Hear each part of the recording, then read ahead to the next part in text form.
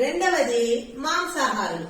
మాంసాహారులు అంటేమి, మాంసాన్ని మాత్రం ఆహారంగా తీసుకునే వాటిని మాంసాహారులు అంటారు.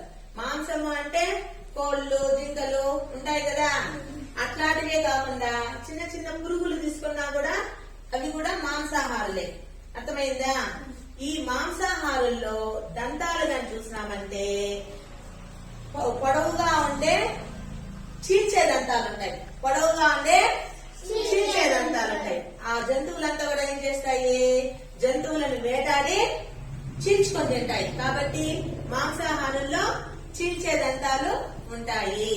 మాంసాహారులకు ఉదాహరణ పులి, పాము, నక్క, చిరుత, సింహం, కప్ప, బల్లి, స్పైడర్, డాల్ఫిన్, మొసలి. ఇవన్నీ కూడా ఏ రకం